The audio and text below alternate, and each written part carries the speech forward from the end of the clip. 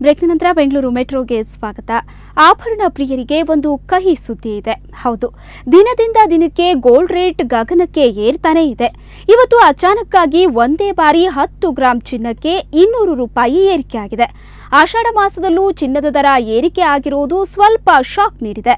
ಇನ್ನೇನು ಮದುವೆ ಸೀಸನ್ ಆರಂಭ ಆಗೋದ್ರಿಂದ ಚಿನ್ನದ ದರ ಏರಿಕೆ ಆಗ್ತಿದ್ದು, ಮುಂಬರುವ ದಿನಗಳಲ್ಲಿ ಬಂಗಾರದ ದರ ಇನ್ನೂ ಏರಿಕೆಯಾಗೋ ಸಂಭವವಿದೆ.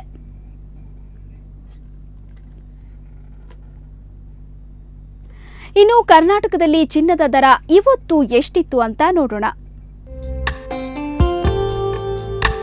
22 ಕ್ಯಾರೆಟ್ನ 10 ಗ್ರಾಂ ಚಿನ್ನಕ್ಕೆ 21,990 ರೂಪಾಯಿ, 24 ಕ್ಯಾರೆಟ್ನ 10 ಗ್ರಾಂ ಚಿನ್ನಕ್ಕೆ 23,990 ರೂಪಾಯಿ.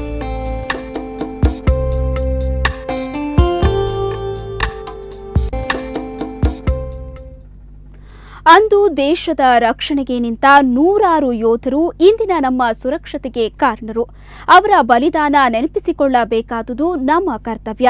ಅದರಲ್ಲೂ ಕಾರ್ಗಿಲ್ ವಿಜಯ್ ದಿವಸ್ ಅಂದ್ರೆ ಸುಮ್ಮನೆನಾ? ಬೆಂಗಳೂರಿನಲ್ಲೂ ವೀರ ಯೋಧರಿಗೆ ಗೌರವಪೂರ್ಣ ನಮನ ಸಲ್ಲಿಸಲಾಯಿತು.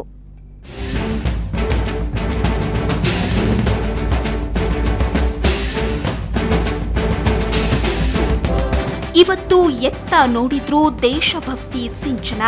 ಕಾರ್ಗಿಲ್ಗೆ ಕಾಲಿರಿಸಿದ ಪಾಕ್ ಸೇನೆಯನ್ನ ಹಿಮ್ಮೆಟ್ಟಿಸಿ ಹಿಮಾಲಯ ಪರ್ವತದ ನೆತ್ತಿಯ ಮೇಲೆ ತ್ರಿವರ್ಣ ಧ್ವಜವನ್ನ ಹಾರಿಸಿದ ನೆನಪಿಗೆ ಇಂದು 12ನೇ ವರ್ಷ. जरा आँख में भर लो पानी, जो शहीद हुए हैं उनकी जरा याद करो कुर्बानी.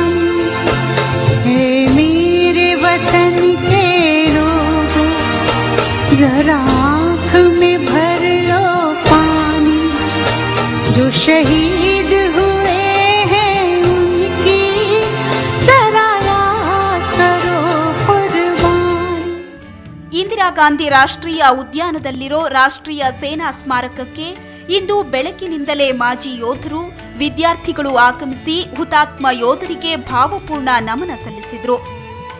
ಸಂಸದ ರಾಜೀವ್ ಚಂದ್ರಶೇಖರ್, ಖ್ಯಾತ ಕ್ರಿಕೆಟಿಗ ಅನಿಲ್ ಕುಂಬ್ಳೆ, ಬಿಬಿಎಂಪಿ ಆಯುಕ್ತ ಸಿದ್ದಯ್ಯ, ಪೊಲೀಸ್ ಕಮಿಷನರ್ ಜ್ಯೋತಿ ಪ್ರಕಾಶ್ ಮಿರ್ಜಿ ಸೇರಿದಂತೆ ಹಲವು ಗಣ್ಯರು ಕಾರ್ಗಿಲ್ ದಿವಸ್ ಕಾರ್ಯಕ್ರಮದಲ್ಲಿ ಪಾಲ್ಗೊಂಡರು. ದೇಶಕ್ಕಾಗಿ ತಮ್ಮ ಪ್ರಾಣವನ್ನೇ ಪಣಕ್ಕಿಟ್ಟು ಹೋರಾಡಿ ವೀರ ಮರಣವನ್ನಪ್ಪಿದ ಯೋಧರು ಹಾಗೂ ಅವರ ಕುಟುಂಬದ ಸದಸ್ಯರಿಗೆ ಗೌರವ ನಮನ ಸಲ್ಲಿಸೋ ದಿನವಿದು ಅಂತ Rajiv Chandrashekhar ಬಣ್ಣಿಸಿದ್ರು. This is a unique opportunity for the young people of Karnataka, young people of Bangalore, ಮತ್ತು young people of India to honor and pray for the souls of those 537 brave warriors who laid down their lives for us.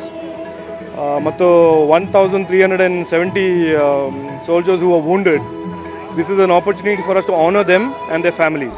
ಇನ್ನೂ ಹೆಚ್ಚು ನಮ್ಮ ಭಾರತ ದೇಶದ ಈ real heroes ಅವರು ಏನಿದಾರೋ ಅವ್ರನ್ನ ನಾವು ಖಂಡಿತ ಇಲ್ಲಿ ಬಂದು ಒಂದು ರೆಸ್ಪೆಕ್ಟ್ ಕೊಟ್ಟು ಅವ್ರ ನಮ್ಮ ದೇಶಕ್ಕೆ ಏನು ಮಾಡ್ತಿದ್ದಾರೋ ಅದು ತುಂಬ ಸಂತೋಷ. ಬಿಎಚ್ಇಎಲ್ ಸ್ಕೂಲ್ ಹಾಗೂ ಬೆಂಗಳೂರು ಮಿಲಿಟರಿ ಸ್ಕೂಲ್ನ ಸ್ಕೌಟ್ಸ್ ಅಂಡ್ ಗೈಡ್ಸ್ ವಿದ್ಯಾರ್ಥಿಗಳು ಕಾರ್ಗಿಲ್ನಲ್ಲಿ ಹೋರಾಡಿ ಮಡಿದ ವೀರ ಯೋಧರಿಗೆ ಗೌರವಪೂರ್ಣ ನಮನ ಸಲ್ಲಿಸಿದ್ರು. ಯೋಧರ ಸೇವೆ ಇಂದಿನ ಯುವ ಜನತೆಗೆ ಪ್ರೇರಣೆ, ಮಾದರಿಯಂತ ಮಕ್ಕಳು ಬಣ್ಣಿಸಿದ್ರು. ದೇಶದ ರಕ್ಷಣೆ ಮಾಡ್ತಕ್ಕಂಥ ಯೋಧರೇನಿದ್ದಾರೆ ಈ ದೇಶದಲ್ಲಿ ಅವರಿಗೆ ದೇವರ ಸಮಾನ. ಒಂದು ದೇವರಿಗಿಂತ ಹೆಚ್ಚಾಗಿ ನಾವು ಆ ಯೋಧರನ್ನು ನೋಡ್ತೀರಿ.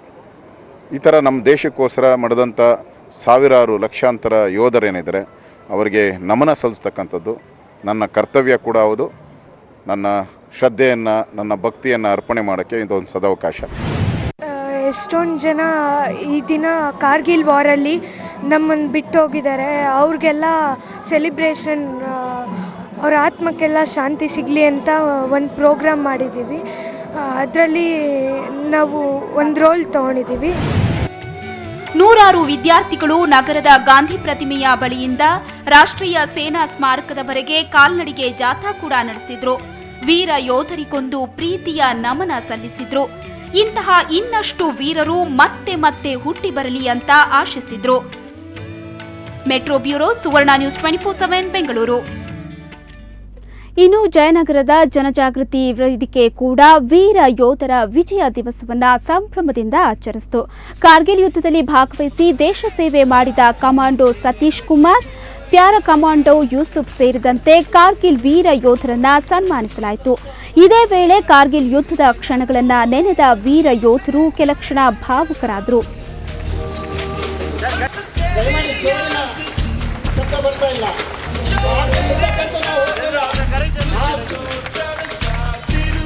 ಬಂಧುಗಳೇ, ಮಾತಾಡ್ತಕ್ಕಂಥ ಹಿರಿಯರಲ್ಲಿ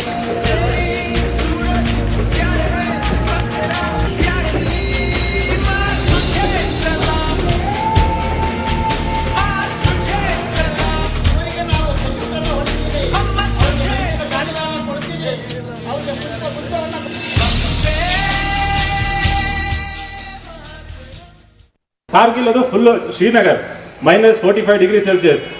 ನಾವು ಜುಲೈಲಿ ಇದ್ದಾಗ ಅಲ್ಲಿ -14°C. ನಮಗೆ ನೈಟಲ್ಲಿ ದಿನ ಬೆಳಿಗ್ಗೆ ಯಾರೂ ಮೂವ್ಮೆಂಟ್ ಮಾಡೋಂಗಿಲ್ಲ, ಬೆಳಿಗ್ಗೆ ಯಾರು ಓಡಾಡೋಂಗಿಲ್ಲ, ರಾತ್ರಿ ಹೋಗ್ಬೇಕು ಮನುಷ್ಯ. ರಾತ್ರಿ ಬೆಳಿಗ್ಗೆ ಇದ್ರೆ ಫೈರ್ ಬರುತ್ತೆ ಮೇಲಿಂದ.